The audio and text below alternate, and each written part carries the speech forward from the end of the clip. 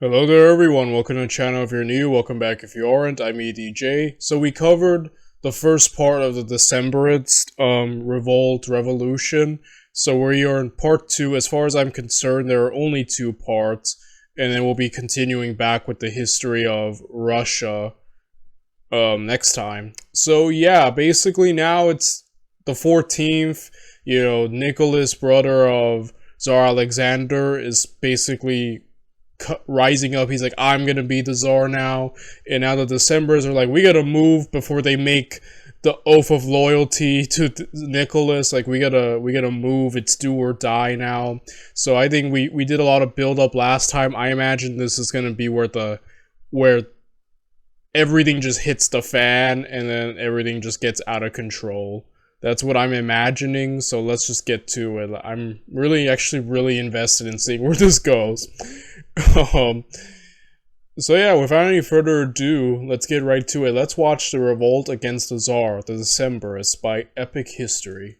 December 1825. The unexpected death of Emperor Alexander has thrown Russia into confusion.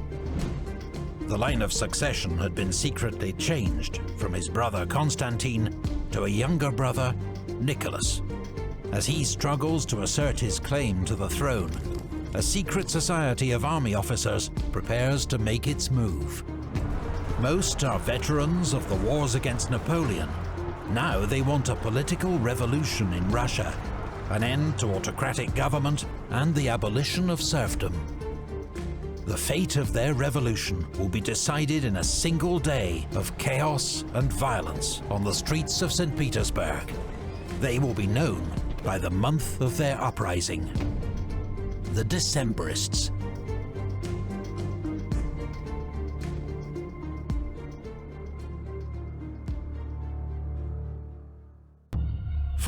December 14th, 1825, St. Petersburg. The Decembrists' Northern Society has its headquarters at the offices of the Russian-American Company, where one of its key members, Revolt, is a major shareholder.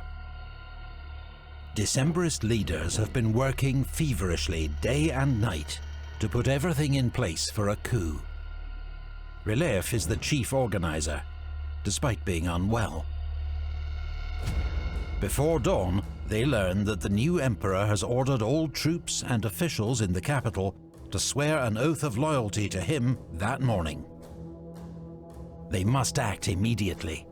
Once the troops swear the oath, it will be too late. Most Decembrists are officers in the Life Guards regiments, stationed in St. Petersburg. They plan to tell their men that Nicholas, known and disliked by the troops, is usurping the throne from his brother Constantine, to whom the soldiers swore an oath of loyalty just 17 days ago. There is no plan to involve the Russian people in their revolt. These young aristocrats fear that this would only lead to the bloody chaos of the French Revolution. Instead, they will rely on their social connections and the unquestioning trust of the men under their command. I'm wondering that's gonna backfire. Like I said, I assume this failed because we know Tsardom goes on until basically World War I. Though, to what degree it fails or succeeds, I guess I still have yet to find out. But, yeah, the French Revolution is a cautionary tale of when things get out of control. So I'm like, not involving the people, I don't know, but then again, there are benefits, right, to just having the overwhelming population. But then again, there's also the potential for things to go out of control. So, I'm wondering, I'm questioning if maybe they should have. I don't know. They decided not to, so oh well. They will then use these troops to seize control of the capital, the emperor, and the government. They will form 3 groups. The first will be led by Captain Alexander Yakubovich, a distinguished veteran of the Caucasus War with a reputation for courage. His men will seize the Winter Palace and secure Emperor Nicholas and his family. Some Decembrists want to keep the emperor prisoner, but Ryleyev secretly entrusts his assassination to 28-year-old Pyotr Kakhovsky, an officer recently retired due to ill health. As a cadet officer in the Life Guards Jaeger Regiment, Kakhovsky had been demoted for rudeness, debt and laziness. He is a loner without friends or money, but dedicated to the cause of liberty, and imagines himself a slayer of tyrants. A second detachment will be commanded by 32-year-old Colonel Alexander Bulatov, a hero of the Napoleonic Wars and Ryleyev's childhood friend. He's recruited just a few days before the revolt, as the Decembrists seek to involve more senior officers. His unit will seize the Peter and Paul fortress, which contains the city's arsenal and dominates the city center. Colonel Prince Sergei Trubetskoy has been appointed dictator or leader of the coup. He is another officer of proven courage from a distinguished family. He will command the main force, expected to number nearly 10,000 men, which will assemble in Senate Square. Trubetskoy will then enter the Russian Senate and demand that it issues the Decembrists' manifesto to the Russian people. The document announces the establishment of a new provisional government until elections can be held, the freedom of the press and of worship, equality before the law, the introduction of jury trials, and the abolition of serfdom and military settlements. Dang, okay, this is... I kind of do agree with all of this, but two well-known and respected politicians, Nikolai Mordvinov and Mikhail Speransky, would lead the new government to provide continuity and reassurance.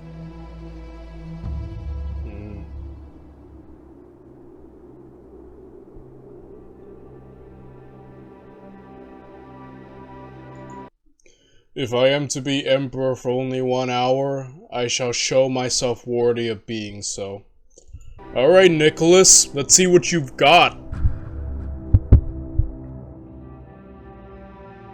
The Decembrists, drawing on their military experience, have come up with a realistic plan to seize control of the Russian capital.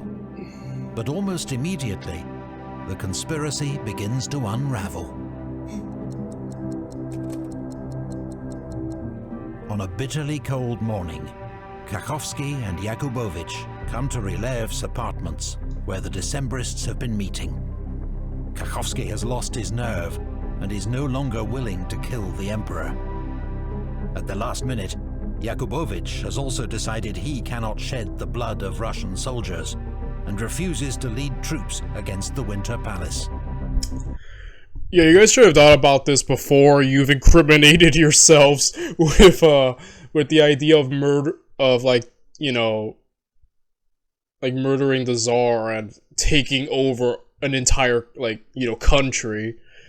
That's the thing, like, yeah, obviously not men of steel nerves, right? Like, yeah, you gotta be all in. Like, if you're doing this, right, you kind of had to be all in. But now they're backtracking, they're faltering, right? Which is not a good situation to be in, especially if you're in a group that has plotted to murder and overthrow, you know, the monarch, right? So, yeah, this is a bad situation to be in. Unless they, like, tattletale to the Tsar, maybe, get in a better place, but, like, yeah, you kind of guilt by association, right? Like, incriminated yourself just by being involved, even if you decide to back out last minute. So, yeah, at this point, you'd feel, at least I'd feel kind of trapped, right? You have to do something now. I don't know. But yeah, things are unraveling. The nerves of steel are not there, you know? Bulatov, who is supposed to lead his troops against the Peter and Paul fortress, does not even show up.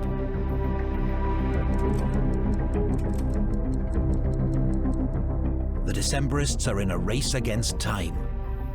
There are several Guards regiments in St. Petersburg.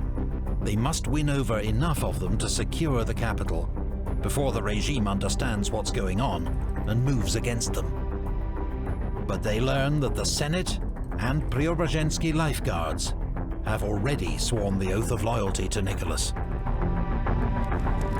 This painting was based on sketches made later by the Emperor himself. It shows the Preobrazhensky Lifeguards 1st Battalion arriving at the Winter Palace that morning. It's an act of loyalty. As a corporate girly, I'm constantly thinking about how to make my email messages pop, how to turn my thoughts and words For which Nicholas will always be grateful. Okay, yeah. I'm glad I was kind of right in my assessment that this does not go well at all. Like, already there's, you know, basically, what's the word I'm looking for? Dissension among the ranks. People are losing their nerves. And look, there's already a group that has sworn fealty, you know, an oath of loyalty, even though they wanted to prevent, like, what, anyone from doing that? So now it's like, oh, now we need to move. It's like, oh boy, everything's just a mess. A battalion of the Moscow Lifeguards Regiment comes over to the Decembrists' cause, thanks to the efforts of Captains Shepin Rostovsky, Mikhail Bestuzhev, and his brother Alexander Bestuzhev. But the regime is moving much faster than expected. Officers loyal to Nicholas, now aware of the unfolding coup, arrange for the Izmailovsky, Semyonovsky, and Pavlovsky Lifeguards regiments, and the Lifeguards Horse Regiment, to swear the oath to Nicholas.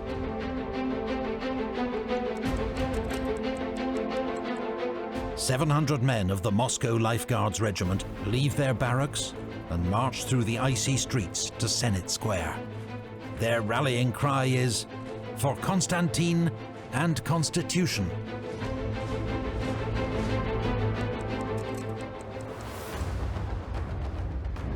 The men of the Moscow Lifeguards Regiment take position in Senate Square, near the famous bronze statue of Peter the Great. They are joined by several Decembrist leaders, including Ryleev and Kakhovsky. Captain Alexander Bestuzhev ostentatiously sharpens his saber on the base of the statue. Officers and men look resplendent in full dress uniform. But Trubetskoy, the leader of the coup who is to present the Decembrist manifesto to the Senate, is nowhere to be seen. And the members of the Senate have already gone home. Ryleev leaves to find him. Yeah, just a complete mess. Nothing is going smoothly at the moment. Oh, and they're outnumbered by those who have already taken the oath of loyalty. There's already several groups and they're outnumbered now. That's, oh, this is bad. That's so bad. Crowds of spectators begin to gather around Senate Square. The general mood is one of support for the Decembrists. This watercolor was painted by Karl Ivanovich Kolman, an eyewitness, and is considered one of the most realistic depictions of the day. Around noon, Count Mikhail Miloradovich, Governor-General of St. Petersburg and a famous war hero, arrives in the square. He rides straight up to the Moscow Lifeguards Regiment and asks, "Who among you was with me at Kulm, Lutzen, and Bautzen?" recalling the great battles against Napoleon. He tells the men they have been lied to, that Constantine has renounced the throne, and they must swear the oath to Nicholas. In Trubetskoy's absence, Lieutenant Prince Yugon Abelensky becomes de facto leader of the Decembrists in Senate Square. He tells Miloradovich to leave, but the general ignores him.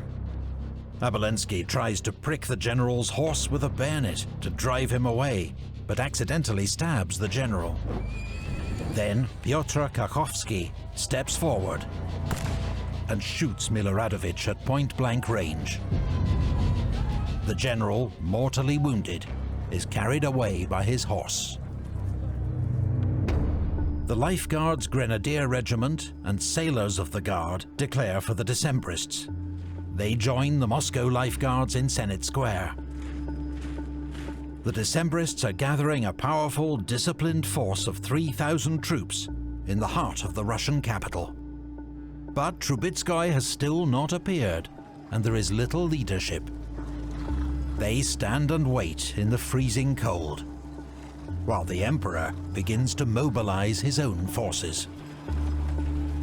Unbeknownst to the men in Senate Square, Prince Sergei Trubetskoy had given up all hope of success early that morning, as soon as he heard that the Senate had sworn its oath to Nicholas.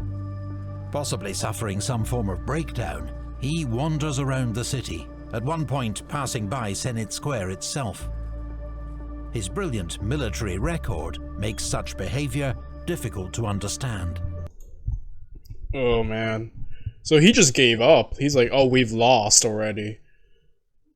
Oh yeah, this is just a like I said, for them it's just a complete disaster, right? Like, I'm imagining the Tsar is about to come upon them, right? With fury. Oh man. A Decembrist later recalled, "His absence had a decisive influence upon us and the soldiers too, for with few epaulets and no military titles, no one dared take command." Ryleyev, meanwhile, exhausted and sick, spends the day in a futile search for Trubetskoy, before he is forced to retire to bed. The crowd is now several thousand strong, and their loyalties clearly lie with the Decembrists. Some policemen and patrols are even attacked by civilians. When Emperor Nicholas arrives, he and his entourage are pelted with sticks and stones. But Guards units loyal to the government are arriving at Senate Square in force, and take up positions surrounding the rebels. Soon they outnumber the Decembrists 3-1, though not all are willing to fire on their comrades. In fact, Isaac's bridge is deliberately obstructed by troops of the Finnish Life Guards Regiment, whose sympathies lie with the Decembrists. Others, such as General Orlov, are outraged by the Decembrists' actions. He orders his Guards cavalry to charge the rebels. His men are pelted with stones and timber thrown by the crowd, and the rebels stand firm. Some shots are fired, a few men are hit, and the cavalry withdraw. Several cavalry charges are made that afternoon, with no decisive outcome, and just a handful of casualties.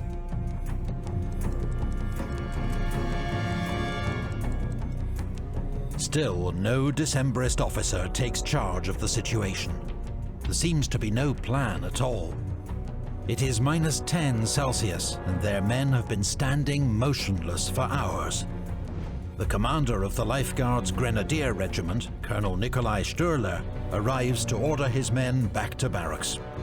Kakhovsky shoots him, inflicting another fatal wound. The metropolitan bishops of St. Petersburg and Kiev approach the troops and tell them it is their Christian duty to swear the oath to Nicholas. But they are mocked and chased away. The Emperor is deeply alarmed by the situation in Senate Square, though many comment on his calm demeanor. He later confides to his younger brother, "The most amazing thing about this story is that you and I were not shot." Yeah, it's because the Decembrists have no leadership. Like, some of the key people have faltered in their resolve, not shown up, given up, or sick in bed. Basically, like, no leadership, right? That's the thing. There's nothing. They're just standing there. Oh my gosh. Yeah, just a complete disaster, essentially, right? Like, man, Tsar Nicholas, you're lucky. You're lucky your enemies were not that well organized nor fervored to take you out, right? Well, then again, let's see how things play out. I know Tsardom goes on, obviously, and yeah. The short winter day is ending. Nicholas fears that if the standoff continues into the night, the crowds will turn hostile. He now has 32 guns of the Guards' artillery at his disposal. He sends General Sukhozanet to tell the rebels to lay down their arms or they will be fired upon. It's a bad choice of emissary. Sukhozanet is despised by the troops. They tell him to get lost. As dusk falls, the guns are wheeled forward. The first volley is blank rounds. The next is fired over the heads of the rebel troops, but hits several people in the crowd. The troops stand firm. The next volley of grape shot is fired directly into their packed ranks. Scores go down. Under this murderous fire, the troops break ranks and head out onto the frozen Neva River. Mikhail Bestuzhev tries to organize them for an attack on the Peter and Paul fortress, little more than 1,000 meters away across the ice. But as they form up, they come under more artillery fire. Cannonballs smash the ice. Oh yeah, that's what I was thinking. I'm like, okay, so they were just standing there, like obviously without a plan because they have no leadership. And then after they get shot, they're like, let's just go for broke and just take, you know, that the place of Peter and Paul, or, yeah, Peter and Paul Fortress. But they're running on a lake, and even I was figuring, like, okay, they could just shoot the ice with their artillery and just break it and drown so many. Oh my goodness. Complete disaster, guys. Many drown. The rest escape as best they can. After a standoff lasting several hours, the military revolt has been ruthlessly crushed by Russia's new emperor. The official death toll is just 80. Eyewitnesses claim it is much higher. The Decembrist leaders, who all survived the bloodshed in Senate Square, are rounded up and arrested that night and the following day. The Decembrist uprising in St. Petersburg is over.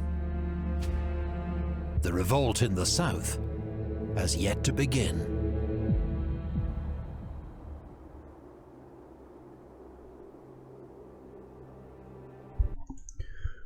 Half measures achieve nothing. We want to clear out the whole house.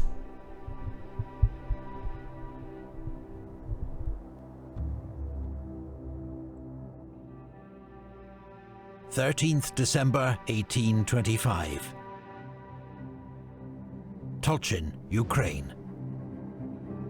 The day before the St. Petersburg revolt, Pavel Pestel, leading figure of the Southern Society, is denounced by one of his officers and arrested.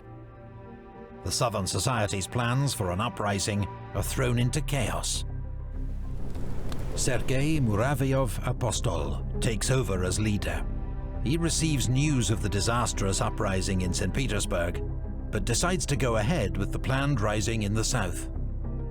On the 29th of December, he is arrested himself, but quickly freed by fellow officers. The next day, he leads 2 companies of the 29th Chernigov Regiment into Vasilkov, where they seize money, weapons, ammunition, and supplies. 3 more companies. I'm baffled that they even want to do this uprising after hearing what happened, you know, in St. Petersburg. Like, I'm not sure if that's brave or stupid, but I guess we'll see how it goes. Like I said, I came into this like, yeah, they're gonna fail. So yeah, let's see how this one goes. More than 400 men join the rebels. The next morning, a revolutionary manifesto written by Muravyov-Apostol and Lieutenant Mikhail Bestuzhev-Ryumin is read out to the troops. In the question and answer form of a religious catechism, the document calls for an uprising to end autocracy, serfdom, and conscription. Question: what does our holy law order the Russian people and army to do? Answer: to repent of our lengthy Online on Mac immerses you in a universe with thousands servitude and stand against tyranny and wickedness, vowing that in heaven and on earth there shall be only one emperor, Jesus Christ. By the 1st of January, Muraviov Apostol leads a force of 17 officers and 1,100 men. He attempts to march on Zhytomyr to link up with units of the 8th Infantry Division, whose officers are sympathetic to the Decembrist cause. But his route is blocked by government forces. Then, on the 3rd of January, at Ustimovka, his force is intercepted by troops under General Geismar. Muraviov Apostol hopes the opposing troops will join him. Instead, Yeah, that's what I was going to say. They're just gonna blast him. Oh gosh, they have artillery. It doesn't seem like the Decembrists have any. Yeah, this is just gonna be a slaughter. they open fire with grape shot. Then the hussars charge.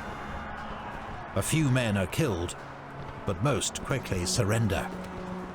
895 men and 6 officers are taken prisoner, including Muraviov Apostol, who is badly wounded. His brother, Hippolyte, and another Decembrist officer, Anastasi Kuzmin, take their own lives to avoid capture. The Decembrist uprising in the south is over, crushed in just 5 days.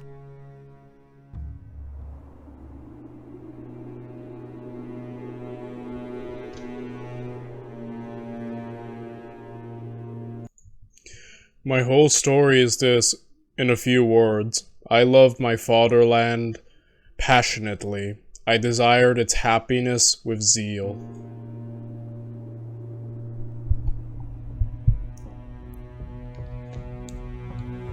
In St. Petersburg, the Decembrist leaders are interrogated by Emperor Nicholas in person before they are sent to the Peter and Paul fortress. The Emperor gives instructions on how each prisoner is to be treated, whether they are to be kept in shackles and treated severely or more gently. He despises them all. Trubetskoy he describes as a repellent example of an ungrateful scoundrel. Nicholas sets up a commission to investigate the plot and its origins. 579 suspects are arrested and subjected to repeated interrogations, long periods of solitary confinement, hunger and cold, or feigned sympathy. Many confess freely, revealing details of secret societies and names of co-conspirators. A few resist defiantly. Colonel Bulatov, who was to have led the attack on the Peter and Paul fortress, is so racked by guilt that he kills himself in his cell. There are no trials as such. 5 months later, the commission returns its verdicts to the emperor. 290 are acquitted, 289 are guilty, with 121 judged to be the greatest offenders. A Supreme Criminal Court is formed to carry out sentencing, according to 11 categories of guilt. Devised by Mikhail Speransky, the man the Decembrists had hoped would lead their new government. he's now judgy that, oh my goodness. Yeah, the Decembrist thing was never gonna work, man. It's just like a complete disaster. It's like, oh man, just shocking, right? But yeah, just insane. Those found guilty of minor crimes are demoted and sent to fight in Russia's long-running war in the Caucasus, along with the regiments that joined the Decembrists. 31 of the Decembrists found guilty of the most serious crimes, conspiracy, rebellion, desiring the emperor's death, are to be executed by beheading.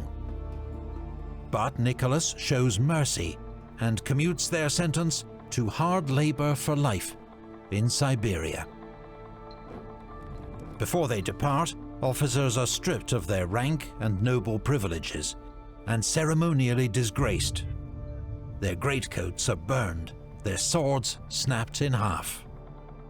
This is the punishment handed out to Nikita Muravyov, who drafted the Northern Society's constitution for a new liberal Russia. And to Prince Sergei Trubetskoy, the Decembrists' vanishing leader, whose life is only spared because of his family name. 5 Decembrists will not be spared. Pyotr Kakhovsky, Sergei Muravyov Apostol, Mikhail Bestuzhev-Ryumin, Pavel Pestel, and Kondraty Ryleev.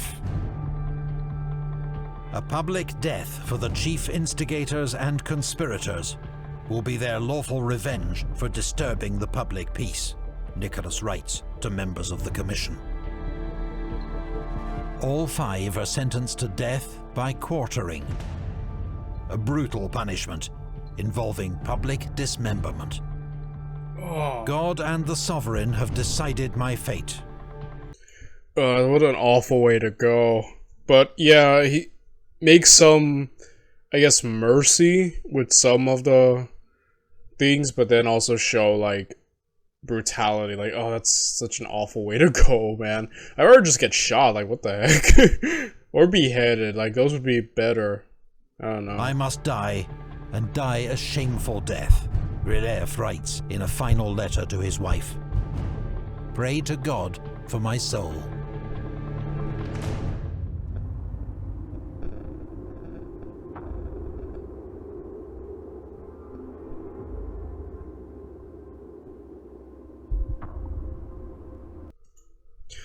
The tactics of revolution may be summed up in 2 words: to dare.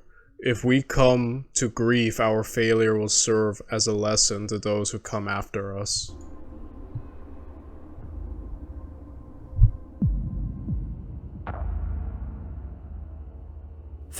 July 1826. Nicholas commutes the sentence to hanging. But the execution of the 5 Decembrists by the ramparts of the Peter and Paul fortress is badly botched. As the men are hanged, ropes break, and 3 men fall to the ground. What a miserable country. They can't even hang us properly, remarks one survivor.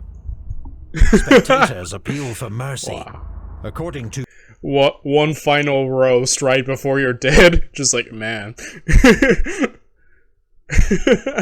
tradition, a man who survives a hanging should be spared. Instead, more rope is found, and the second time, there is no mistake. More than 80 Decembrists were eventually sent to Siberia. A few were accompanied by their wives, who voluntarily renounced their own noble privileges to be with their husbands. Conditions in Siberia were not as extreme as might be imagined. Their hard labor was mostly farm work. Wealthy prisoners were sent money from home, which they used to buy supplies. For active young men, boredom was the greatest enemy. They took up hobbies, played chess, painted. These watercolors were painted by Nikolai Bestuzhev, who on the 14th It took 138 iterations to refine the TIG-1 chassis, but it also took led the Imperial Guard sailors to Senate Square. Some formed their own academy, sharing their knowledge and going on to teach local children and set up schools. They remained hopeful of a pardon, but it proved a 30-year wait.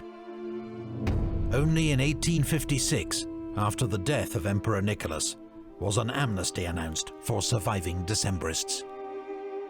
Among them, Prince Sergei Trubetskoy, who returned to Russia and is seen here, photographed in 1857. Wow. The Decembrist uprising seemed to have been a total failure. A wildly optimistic operation, poorly planned, chaotically executed, doomed from the beginning. Yeah. The loss of life, thoughtless and unnecessary. But the Decembrists had mounted the first organized political revolt in Russian history. As such, their impact would prove far-reaching. The recent conspiracy, wrote the British resident minister in St. Petersburg, failed from want of management and want of a head to direct it, and was too premature to answer any good purpose. But I think the seeds are sown, which one day must produce important consequences. Emperor Nicholas was never interested in reform. The issues of serfdom and a constitution would be around for decades to come. For those who took up the cause of reform, including Russia's liberal intelligentsia and future revolutionaries, the Decembrists were an inspiring example of action in the face of tyranny. The father of Russian socialism, Alexander Gertsen, was their great champion. He named his political journal Polar Star after Ryleev's own. On the cover of its first edition, the 5 Decembrist martyrs. In time, the Decembrists' aims, the abolition of serfdom, a constitution, even the overthrow of the Tsar, were achieved. But their brand of 19th century liberalism... Yeah, like I said, I figured, yeah, this would fail, but just like the legacy of it, you know, the impact would have far-reaching consequences, and I guess in a way it did, huh? So, kind of like the first French Revolution. Liberalism was soon overtaken by events in Russia. The communists never completely approved of the aristocratic Decembrists, though in 1925 they did allow Senate Square to be renamed Decembrist Square to mark the 100th anniversary of the Rising. But the Decembrists' place in Russian history remains highly contested to this day. A 2019 Russian blockbuster film was accused of trivializing the Decembrists and their aims. Others called for the film to be shown in schools. While in 2008, the St. Petersburg Square where the Decembrists made their famous stand was renamed again, back to Senate Square. The Decembrists continue to serve as a warning to some, an inspiration to others. All that is certain is the Decembrists have not been consigned to history just yet. Thank you to all. Yeah, so overall, a very conflicting legacy. You know, on one hand, a complete mess, but also it had obviously long-reaching consequences and whatnot.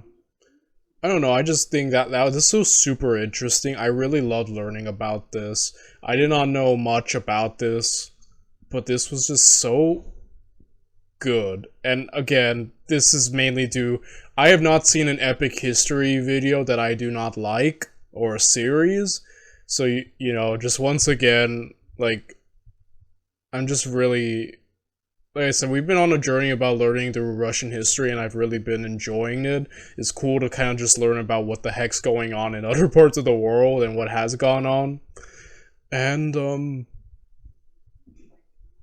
yeah, I'm just looking forward to continuing more, because next time we're going to be coming back to the history of Russia, and I guess I'll be seeing you all then, for the most part. And, feel free to let me know, how do you see the Decembrists? Do you see them as a source of inspiration, as maybe? Or, you know, something that completely went off the walls and just completely crashed and burned? I don't know. Feel free to let me know down below. With that said, I'll see you all in the next video. Bye, everyone.